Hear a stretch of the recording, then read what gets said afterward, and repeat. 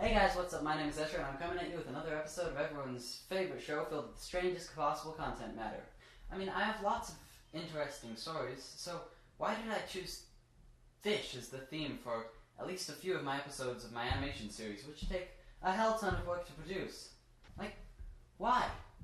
Was it because I wanted to try multiple different mediums of animation, and did this just seem like a good place to start? Maybe.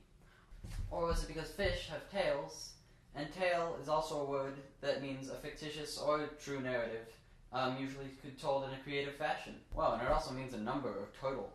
An exact tale of the dead bodies. That's an actual example. Okay, well, the more you know. Actually, that one's pretty likely. Or maybe it's just that I haven't actually had very many experiences, so I'm just using these as filler until my life gets interesting.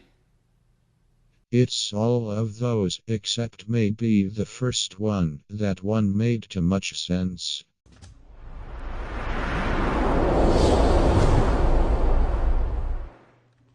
Our story begins in a humble little town in Costa Rica where me and my family have gone on holiday multiple times. The surf is great, the climate is good, and the area is beautiful. The fishing, on the other hand, is subpar, but that wasn't about to stop me and my dad from trying our hands at catching us some delicious dinner.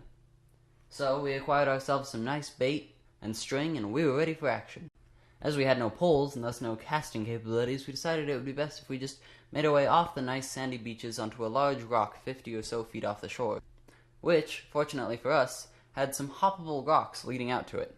I say fortunately because while the rocks made it quite easy to get out to it, it would have been nearly impossible without them, if not completely, because there was a channel between this rock and another that when the waves struck against it, it channeled the water at very high speeds, which would, if you tried to walk through it or swim through it, most certainly pummel you against a lot of sharp rocks.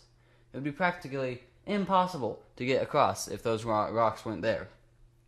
Now, in the literary world, this is what we would call foreshadowing. Me and my father found comfortable spots in the rocks and began to toss our line in, and to our great surprise, in only 15 minutes I had already caught a nice-sized red snapper. Just about the right amount to feed the two of us. Unfortunately, however, us two were not the only people we had to feed. If we could catch one more, then the whole family could go without dinner, but until then, the fish would just be a side dish. So we settled back in, and we fished, and fished, and fished. It was like a casino. You go in and they let you taste a sweet success, and win some $10 in quarters, but it's not enough, so you keep going and end up leaving with a cold grand. Less than you came with. Time passed, and the waves started to rise to the point of lapping up onto the rock, and still we didn't catch anything, so eventually we decided to call it a day. We picked up our first fish and turned around to leave, but to our great dismay, the tide had come in, and the rocks we had so easily made our way out to were now completely submerged, and the water was rocketing through even faster than before because of the wave size. It was terrifying. We tried lowering ourselves into the death pit that was the high-speed currents, but just a leg in told us that it was too sketchy. We considered allowing the water to flow out as the wave pulled back so the rocks were at least close to the surface and then making a break for it, but there was no way in hell we would make it on time. We even considered waiting it out. I mean, we had the fish, we could probably live off of that, but we probably would have been there all night long, so eventually there was only one option. We didn't like it, but it would have to be done. We went to the edge of the rock and waited for a minor pause in the, at this point, very large waves.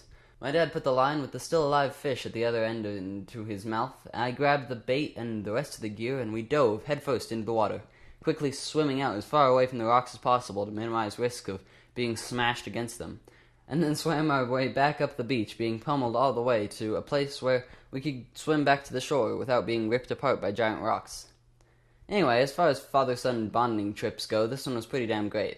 The fishing was great fun, the escape was terrifying, exciting, and memorable, and we even made it out with the delicious fish, which I caught all by my lonesome. It was this big. Anyway, believe it or not, it was not even the scariest thing that happened on that Pacific Costa Rica trip, so if you want to hear more stories, in this case, ones that don't involve fish, be sure to leave a like, and if you want to hear more about my fishing experiences, I'll also give it a thumbs up. Okay, I see a bit of a flaw with my system here. How about you guys just leave a like and subscribe, and I'll make both pieces of content. Yeah.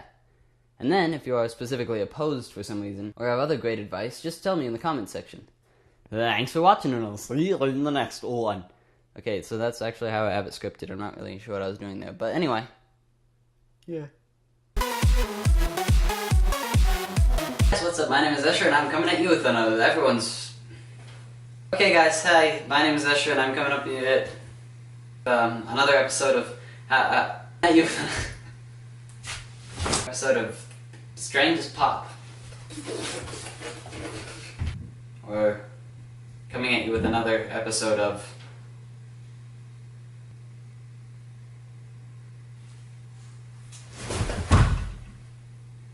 Ow, my kneecap!